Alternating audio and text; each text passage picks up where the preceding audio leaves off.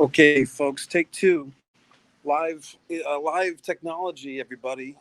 So, unfortunately, this case, this missing Gabby Petito, now we know that she is the victim of a homicide, and the individual Brian Laundrie. Interesting way he spells his last name, or the way his last name is spelled, and but he is missing as well.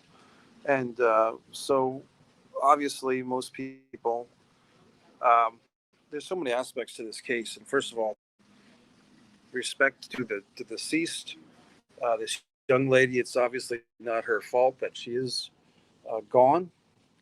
She got caught up with the wrong guy, and whether or not he is the actual killer, which it seems apparent that he probably is, he did not do his job as a boyfriend, as a fiance, supposedly as a man, to protect his travel partner. And just the mere fact that he comes home from this trip early without the person he left with in her vehicle is bad enough. I mean, if nothing else, he abandoned her out in the woods. But the suspicion, I think most people think that he killed her. And it's a sad case. I mean, there's so many aspects, the social media aspect, the super sleuths. Just for clarity, I am not going to present any information or any theory that's going to be anything different than you've heard elsewhere. And I've done no special research other than watching a lot of live streams on a channel called WFLA, which is out of Tampa, Florida. When I was in Fort Myers Beach last week, I found this TV station down there, somehow got in my YouTube thread. So if you're really curious about this case and are looking for more coverage, I do suggest the WFLA YouTube channel because they're streaming like every clue that comes in. There's a couple of other people that are doing stuff. I guess I would acknowledge the whole missing white woman syndrome because I find myself commenting on that and acknowledging it as a true thing that I don't think, and I think it's fair to say that if this missing person Gabby was not an attractive person of a certain age and look demographic, would this case be getting this much attention? The answer is probably not. However, for what it's worth, she was starting to do some social media stuff. She had only done one YouTube video, I guess, and so she was trying to make herself known for YouTubing with the van life stuff. And unfortunately, as we know, that came to the tragic end. Any original thoughts that I would have on this thing? Um, I guess it's a situation where I think the frustration for a lot of people is that just the eyeball test, the common sense of it all, was that when people first heard about this case, the knee jerk reaction is, okay, have they arrested this kid? Have they arrested this Brian Laundrie guy? And when that didn't happen right away, and he was just kind of left on his own devices to do whatever he wants, people were immediately suspicious and kind of frustrated with law enforcement. Well, why aren't you arresting this kid? Why isn't he being forced to answer? Why can he plead the fifth? Blah, blah, blah. And then the next thing we hear is that suddenly he's disappeared. So people are saying, well, why weren't the cops in Florida or his hometown? Why weren't they keeping a better eye on him? And how come a week later, it's an all points bulletin with the FBI and they're searching campground and thousands. You've got to think hundreds of thousands of dollars, if not $1 million at least, worth of investigation has gone into this one particular case. Why? How much money would it cost to have one police officer sitting outside the guy's house or his parents' house for a week, monitoring the home? Instead, they allow this guy to slip through their fingertips, and now they have to put all this money into man hours searching through this ridiculous um, amount of land, like that reserve thing. And did the parents lie? I mean, that's becoming, I think, more of a focus now for people that are watching this case. Is and Dog the Bounty Hunter, for what it's worth. I laugh because he's a reality TV show guy, but apparently he's either breaking information that the FBI did not know, or he found out the same thing they knew that they were trying to keep under wraps. That's another good point, that law enforcement, for the most part, as far as I know, doesn't have an obligation to the general public to release every kernel of information. If that was the case, um, why wouldn't we know everything about the FBI investigation or the CIA into John F. Kennedy's assassination 40 years ago? I mean, 50 years ago. So the general public doesn't always get all the answers that we want. Shane, let me know if you can hear me okay, buddy, because there's a water fountain in the background. I try to change up the scenery a little bit. There was a guy with Tourette's syndrome riding around on a bicycle a few minutes ago. But let me know if the audio is okay, Shane. Um, Here's the thing. I guess I get a little worked up, and I guess in my mind I was going to go on some big angry rant about this thing. But I do feel like, if nothing else, maybe young women are going to think twice before they put their minds or their hearts or their trust into these scumbag boyfriends. I mean, maybe, and look, men get a bad rap these days. We know that. It's not always deserved. There's plenty of good guys out there, like Shane McKenna and myself, plenty of nice gentlemen. But um, how can uh, how can we, as a society, how can young people, or young women especially, how can they look at this case and not take a second thought if they're going to take some road trip with some dude?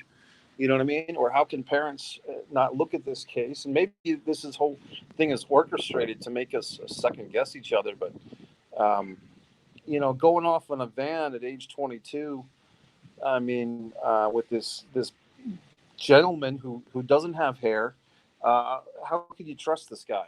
I mean, when they showed that original video of them being pulled over by the police, the guy looks very fidgety to me. He looks a little off.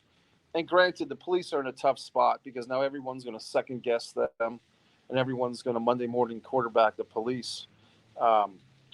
But he just looked a little jittery. And the girl, the Gabby in that police video, she had her eyes welled up. She was crying, very traumatic.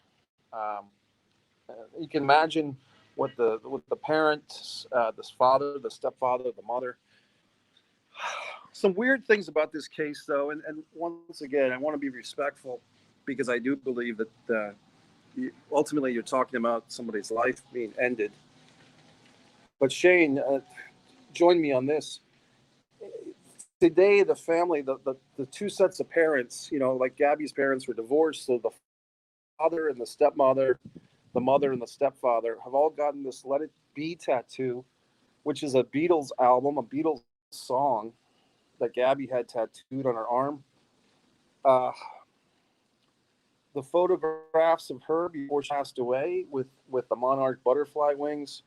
I don't want to go down the fucking rabbit trail of stuff on that, but if you just look up, the symbolism of the monarch butterfly, the MK Ultra, the all that stuff, look into, the Paul is Dead stuff with the Beatles B song in particular. It's just interesting to me, and I think that I'm not the guy to do that. That's not my ballpark. But there will be people, and I'm just pointing the finger in the air now, if it hasn't started already, within the next couple of weeks, you're going to see, if they're not already up, you're going to see all these fucking conspiracy videos about this case. I'm not going to make conspiracy videos about it. I'm just in tune enough with how the pop culture works these days and how YouTube works that there's going to be some really weird videos about this, because there's some things about this case that are just a little bit interesting. I guess I want to say off. This is going to be conversation fodder for a long time. So I was trying to explain this case to a couple of friends of mine that had known nothing about it. I guess they don't watch the news. They don't watch YouTube except subscribe to my Messier YouTube channel. And so they knew very little about this case or this scenario. But when I explained it to them, they started speculating. Because it's a fascinating case. So given the whole white woman, missing white woman syndrome and so forth, I do think it's a case that will capture the national attention, similar to the O.J. Nicole Brown I was going to comment. My understanding is Brian's family was in their rights to give him a place to stay up until a warrant for his arrest was produced. Your thoughts also? Mixed, Shane. Look, guess what? I will take, just for devil's advocacy, I will take the opposite end of the spectrum on that, buddy. You ready? When he first came back, when Brian first came back, and he got this lawyer, and the lawyer was, well, he doesn't want to comment. He doesn't want to say anything. I mean, right there, even the Fox News guy, not Bill Riley, but the other guy, not Tucker, but the other guy, what's it, Sean or Shane or whatever, the guy in Fox News, they, it's suspicious. I mean, if there's nothing to hide, if there's, I mean, to come, first of all, he comes back with her vehicle. The vehicle's in her possession. Where is she? If you haven't done anything nefarious, why would you need a lawyer? If you haven't done anything nefarious, why can't you tell us where the young woman is? I mean, to me, just as a man, Shane, and I think you'd agree with this, if you go off with your girlfriend or a female friend or a female relative, your responsibility as a man, or just as a person, but as a man as well, is to ensure their safety. And if something happened, whether it's your responsibility, you did something wrong, you led to her injury or her death, or if something bad happened, she got fucking eaten by an alligator or whatever the fuck, I think as a moral obligation, you should fucking have some goddamn answers, especially if you have her vehicle. That's my opinion. So when he comes home, and apparently what's being released today is that this family, Brian and his parents, went off on maybe 1 to 3 different camping trips after he got back and before they reported her missing. To me, that is cause for suspicion. That is cause. Yeah, you got it. Sean Hannity is who I was talking about. So I think you do have a moral responsibility, if not a legal responsibility. And I think that's what people kind of get wrapped up into, Shane, is I'm not talking about the legal ramifications. I'm not talking about, is this guy, you know, is he guilty because he did the credit card thing? He used her ATM card without her permission. That's what they're charging him with now, right? It's like using someone else's credit card or ATM card. I'm assuming that's hers, nobody else's. But I'm talking about the moral issues. Fuck the legal situation, just the moral situation, the moral code. If I go to a movie with someone and they get in my car, I'm bringing them home in one piece. You know what I mean? Great question. I don't think he will be found. That's my answer. I think if he was going to be found, Shane, he would have been found by now. I think it's possible that he was, and I'm not trying to blow this up, but I think it's possible he was possibly eaten by a croc, eaten by alligators. They say that these alligators, they're more afraid of people than they are of us. But I think some of these wilderness animals, if he was hiding either in that reserve or the other park or somewhere else, I think they would have gotten him by now. I think it was Dog the Bounty Hunter, for what it's worth. He's doing his part. He said that Brian could not go to Mexico because if he did go to Mexico as a white man, as a gringo, he would have stood out, and the cartel in Mexico would have turned him in for the money. Like the cartel, the Mexican mafia, the Mexican bad guys or whatever, would have turned Brian in as soon as they saw him because they would get some type of money from the U.S. FBI or whatever the fuck, or they put his head on a stick just to say that they did it. So I don't think, Shane, that Brian escaped to Mexico. I think my opinion is that they'll never find him.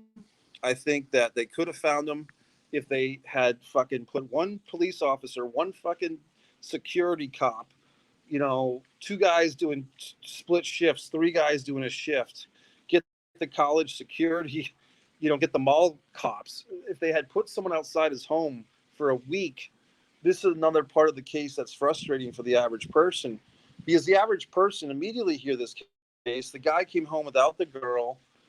They had been pulled over by the police. The average person is thinking he killed her, beat this guy up, get the answers out of him. That's what the average schmuck is thinking. The fuckhead with the law book and the lawyers and all these fucks, they jump in and say, oh, well, he's got his rights and we don't know anything yet. And this is all speculation.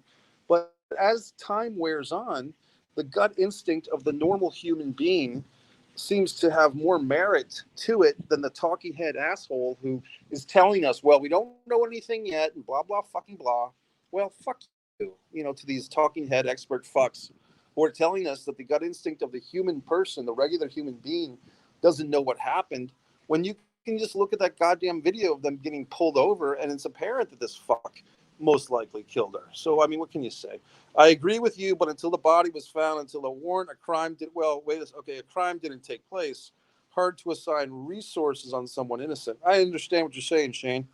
However, I guess, and I'm not trying to split hairs, but maybe I am. It's not that a crime didn't take place. It's that officially a crime is not reported or a crime is not on the books. The crime, murder, homicide, whatever you want to call it, it has taken place. It's just that legally the paperwork is not there to go into it. But maybe I'm wrong. Maybe the crime isn't officially a crime until there is paperwork. But in my opinion, the activity that causes that paperwork has been committed somewhere around September 11th or thereabouts, before or after. It's a good question. I mean, I'm not Jack Cousteau. I'm not fucking Telly Savalas on Kojak. I just have my opinions. I think what's causing people frustration, people that have been following this, like myself,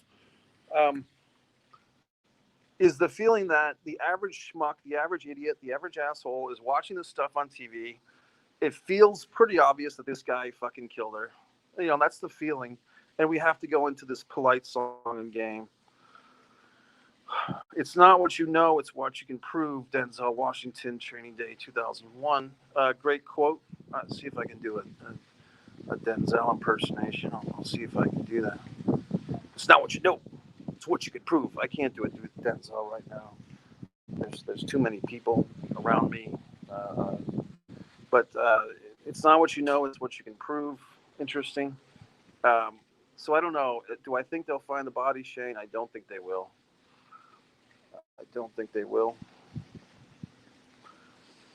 What else can we say about this? Shane, if you have any further comments, you're welcome to share them. But I've been quiet on this. I have had a few little dalliances into speaking about this case. I think it's fascinating. I think we're for those that don't like this case or don't want to hear about it, too bad, because you are going to hear about it. This is with us. This is in the paradigm of OJ and Nicole.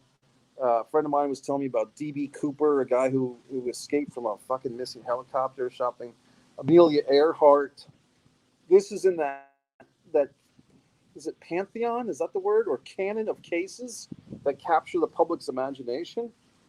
You can see now there's a little bit of a weaning off, like some of this coverage on WFLA and some of this stuff is wearing thin because there's not much else to say. The family, God bless their souls, the Petitos and her step family or whatever, they've all kind of, they're in the process of grieving, but they're trying to do good things. The Gabby Petito Foundation, which is nice. And even they acknowledge, like, hey, there's a lot of people with missing family relatives out there. So obviously they're not the only ones that are hurting. Maybe people will take a second look at those missing people things and share those more on social media. If anything good comes out of this, maybe people will be quicker to retweet or quote tweet or share when you see a missing person thing, because you never know. Your tip might be the thing that does it. I had the people on a few weeks ago, the people making the movie the Callback, and they were talking about human slavery, which is not exactly the same thing as this case, but there's some tie-ins. You talk about missing people, you never know what happened to them. Very sad situation. So, I don't know. Let's see if we have any more comments. There was a debate, what comes first? Teach your daughters to walk away from domestic violence or teach your boys to be gentlemen to women? I don't know if you saw the discussions. I didn't. And I think, they're both important. I would say in an ideal world, you teach your sons to be gentlemen and not to abuse people. And guess what? There are women who are abusing other women and abusing men as well. So, we don't talk about that, but there's obviously men who are victims of spousal abuse. But I think because of the physical differences, despite what some people might tell you, there are physical advantages for males for the most part. And then, granted, the Ronda Rouseys of the world or the Jade Cargills at this point might be different, but there are typically bigger muscles, more tendency towards aggression with males. You would you'd have to think, not like to think, but you'd have to think. So, yeah, I think probably the thing is to teach your boys to be gentlemen and not be violent with women. And this guy, this fuck, Brian, there's reports. Of course, I never met the guy. Who the hell? What would I know? But there's all these reports of him showing up in a bar and rude to people after the situation. It's a very interesting case, and I think that I'm giving myself a break by doing this video and saying, look, missing white woman syndrome or not, I guess it is a fascinating case, and that's why we're here, buddy. So we're not going to figure it out. I think I said, if you really have a hard-on for this case, the WFLA out of Tampa, I guess I'm watching a lot of that, and the popcorn guy, there's some guy that says like the popcorn fuck or whatever. He's got a good stream about it. That's it, man. Shane, if you have any final comments, I think you're the commenter of the day here, buddy. I did do an early wrestling video that answered all your Bobby Lashley Goldberg questions to full fruition. I'll be seeing the Transformers video today. Transformers movie. I've never seen it. Yeah, you're welcome, Shane. I appreciate it, buddy. Shane McKenna of Wrestling Fans Facebook group. Shane's in the Chicagoland area and holding down the fort and doing his thing. And Shane's a big supporter. Subscribe to Mike Messier YouTube channel. We had an earlier pretty rambunctious video today, Shane, the wrestling video, 55 minutes. Donnie from Massachusetts was in there. AJ, some new people that are becoming fast time contributors. Adam had some good points. Adam DeMoy. So there was a pretty exciting wrestling thing earlier, and your Bobby Lashley theories or questions were in there. So I'm going to get going. I got to go see this Transformers movie. I think I'm going to get myself a macchiato, which I had for the first time a few days ago. Interesting drink. Just enjoying my life here, folks. I'm in Florida. Maybe that's part of the reason why I'm watching more of this coverage than others, because I am in the state of Florida. And so it strikes a little bit more close to home. You know what I mean? But I think it will be a case, whether you want to hear about it or not, you're going to hear about it. So it just is what it is. But rest in peace to the young lady. I hope this Brian guy is found. Thanks, Shane. Appreciate it, buddy. And I will talk to you guys later. Subscribe to Mike Messier YouTube channel. If you're new here, I do these live streams, interactive live streams about current events, pro wrestling, but most importantly, Messier Mantra, my talk show, my interview show, and Mike's original films is what I would suggest you watch. Thank you very much for checking it out. Mike Messier.